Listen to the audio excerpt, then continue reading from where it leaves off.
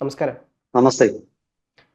ഇപ്പൊ ഏറ്റവും പുതുതായി വരുന്ന മറ്റൊരു വാർത്ത എന്ന് പറഞ്ഞു കഴിഞ്ഞാൽ, ഇന്ത്യ തായ്വാൻ ബന്ധം കൂടുതൽ സ്ട്രോങ് ആകുന്നു എന്നുള്ളതാണ്. അതിന്റെ ഭാഗമായി ഇന്ത്യയുടെ അന്തർവാഹിനിയുടെ പല ടെക്നോളജിയും തായ്വാന് ഇന്ത്യ കൈമാറാൻ തയ്യാറാകുന്നു എന്നുള്ള തരത്തിലുള്ള വാർത്തകളെല്ലാം പുറത്തു വരുന്നുണ്ട്.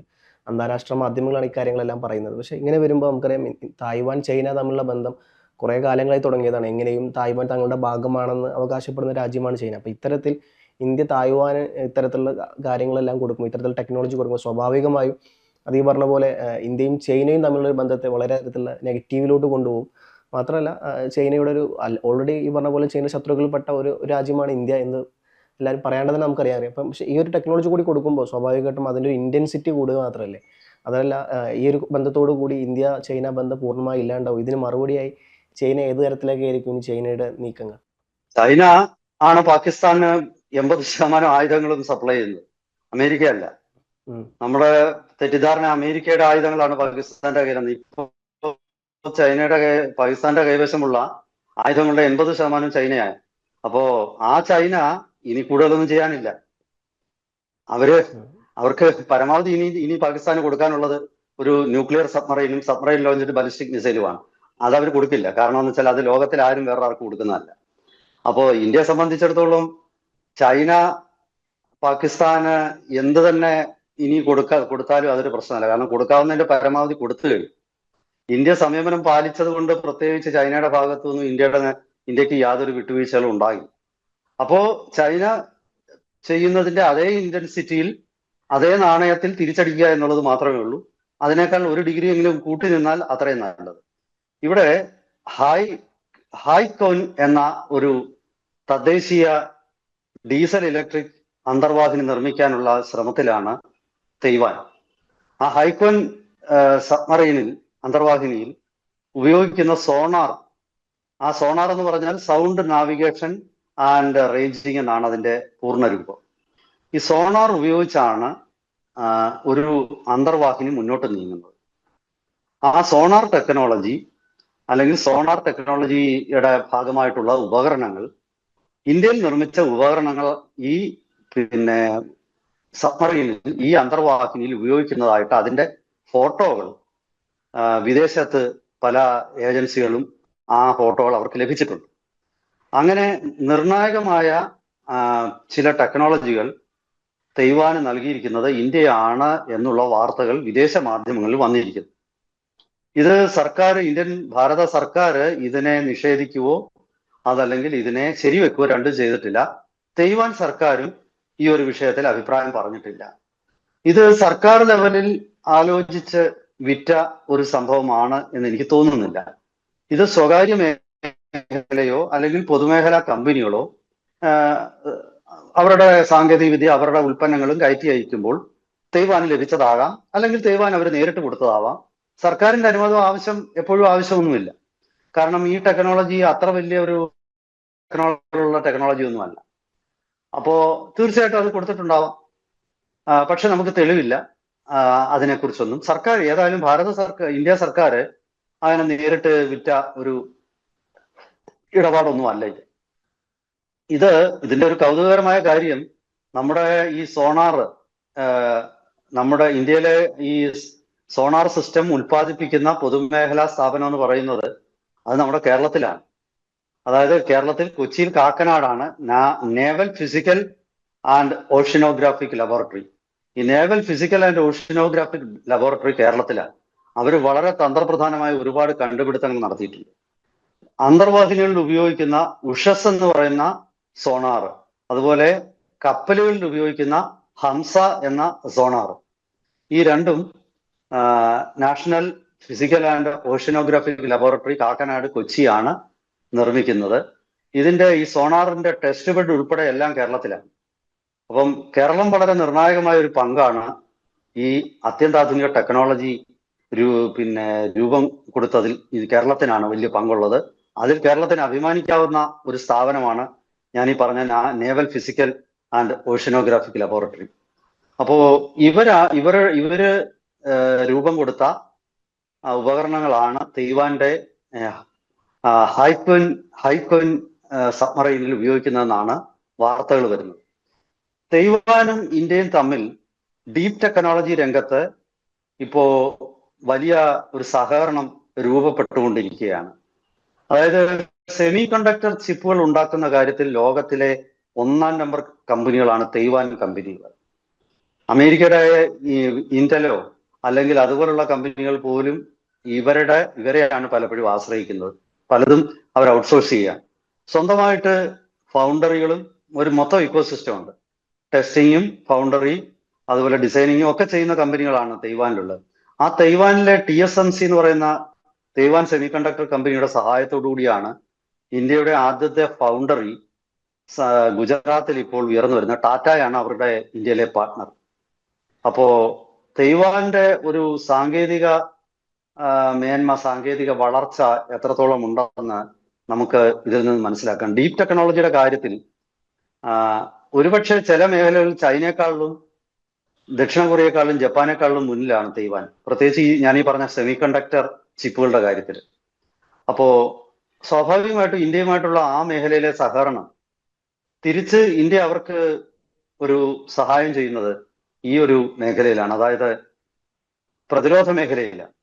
പ്രതിരോധ മേഖലയിൽ വലിയൊരു സഹായമാണ് ഇപ്പോൾ ഇന്ത്യ തൈവാന്, ഈ വാർത്ത ശരിയാണെങ്കിൽ, ചെയ്തിരിക്കുന്നത്. ശരിക്കും ചൈന മനസ്സിലാക്കേണ്ട ഒരു കാര്യം,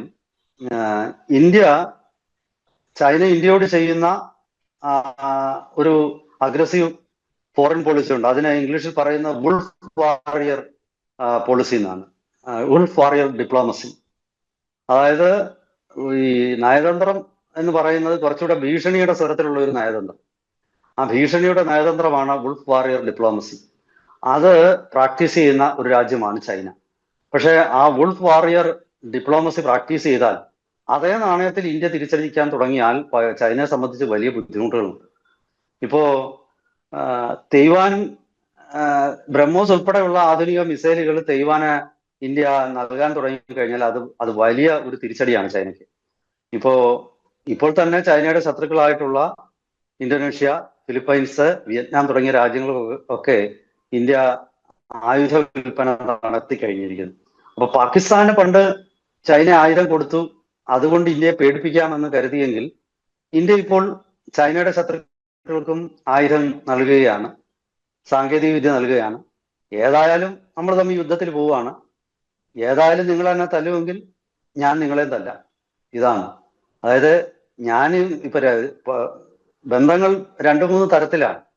ചിലരോട് നമ്മൾ സ്നേഹമായിട്ട് പെരുമാറിയാൽ അവരും തിരിച്ച് സ്നേഹമായിട്ട് പെരുമാറും. അങ്ങനെയുള്ളവരോട് നമുക്ക് സ്നേഹമാകാം. ചിലരോട് നമ്മൾ സ്നേഹമായാലും വിരോധമായാലും അവർ നമുക്ക് പ്രത്യേകിച്ച് ഒരു ആനുകൂല്യം തരത്തില്ല.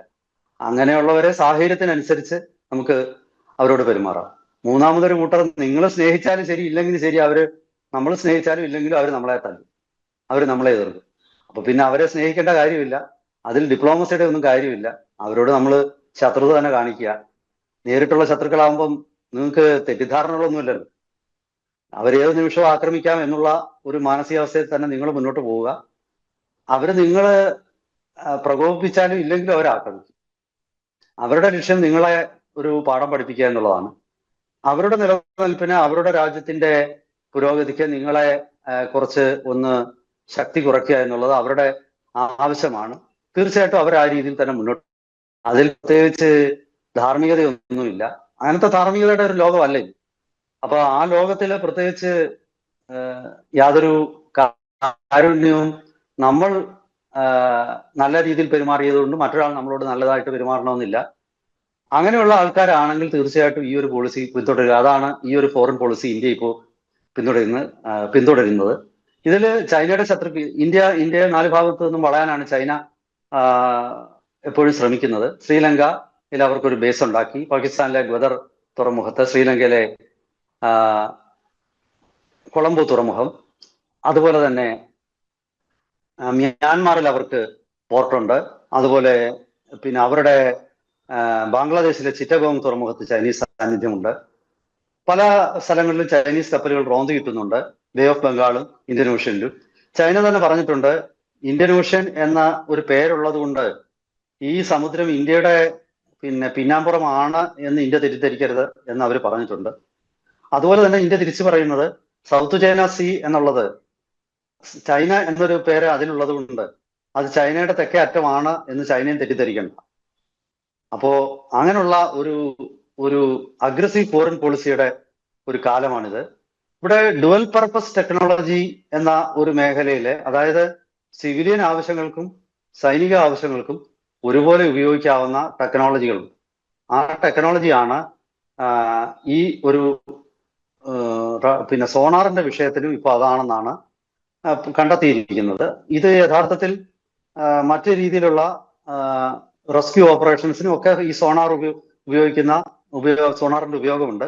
അപ്പോ ആ പേര് പറഞ്ഞിട്ടായിരിക്കും ഏതെങ്കിലും ഇന്ത്യൻ കമ്പനി ഒരുപക്ഷെ അവർക്ക് വിറ്റത്. എന്തായാലും ശരി, അതിൽ നിന്നും പിന്നോട്ട് പോകുന്ന ഒരു പരിപാടിയൊന്നും ഇനിയിപ്പോ ഇന്ത്യക്കുള്ളതായിട്ട് എനിക്ക് തോന്നുന്നില്ല. ഇത് തൈവാനെ സംബന്ധിച്ചിടത്തോളം തീർച്ചയായിട്ടും വലിയൊരു അനുഗ്രഹമാണ്. സ്വന്തമായിട്ട് അവരൊരു അന്തർവാഹിനി നിർമ്മിക്കുന്നതോടുകൂടി തീർച്ചയായിട്ടും ചൈനയെ പ്രതിരോധിക്കാനുള്ള തൈവാന്റെ ശേഷി 10 മടങ്ങ് വർദ്ധിക്കുകയാണ്. എന്തായാലും ശരി, ഇതൊരു പുതിയ നീക്കമായിട്ടാണ് കാണുന്നത്. ഇപ്പൊ പാകിസ്ഥാന് ചൈന ഹാങ്കർ ക്ലാസ്സിലുള്ള 8 അന്തർവാഹിനികൾ പാകിസ്ഥാൻ ഇപ്പൊ നിർമ്മിച്ചു കൊടുക്കുന്നുണ്ട്. അതിന്റെ ഒരു അന്തർവാഹിനിയാണ് ഈ അടുത്ത സമയത്ത് പാകിസ്ഥാന് 2 അന്തർവാഹിനികൾ കൈമാറി. അതിലെ ഒരു അന്തർവാഹിനിയാണ് ബേ ഓഫ് ബംഗാളിലൂടെ പാകിസ്ഥാൻ അത് ഉപയോഗിച്ച് നാവിഗേറ്റ് ചെയ്ത് പോയത്. ബംഗാൾ ഉൾക്കടലിൽ സബ്മറീൻ എത്തിയതായിട്ട് പറഞ്ഞു. പക്ഷെ ഇന്ത്യ അതിനെ ട്രാക്ക് ചെയ്യുന്നുണ്ട്. ഇത് അത്ര വലിയ ഒരു സംഭവമൊന്നുമല്ല. ഇന്ത്യ അതിനെ ട്രാക്ക് ചെയ്യുന്നുണ്ട്. നമ്മുടെ ഡ്രോണുകള്, P-8 Poseidon anti submarine warfare aircraft, അതുപോലെ തന്നെ ലോ എർത്ത് ഓർബിറ്റുള്ള സാറ്റലൈറ്റുകൾ, ഇതെല്ലാം ഉപയോഗിച്ച് ഇതിനെ ട്രാക്ക് ചെയ്യുന്നുണ്ട്. ഏതായാലും ശരി, വരുന്ന ദിവസത്തിൽ ഈ ഒരു മത്സരം കൂടുതൽ രൂക്ഷമായ മത്സരത്തിലേക്ക് മാറാനാണ് സാധ്യത. വരും ദിവസങ്ങളിൽ ഇതിന്റെ കൂടുതൽ വിവരങ്ങൾ നമുക്ക് ലഭ്യമാകുന്ന മുറയ്ക്ക് പ്രേക്ഷകരുമായിട്ട് നമുക്ക് പങ്കുവെക്കാം. അതുവരെ എല്ലാവർക്കും നമസ്കാരം.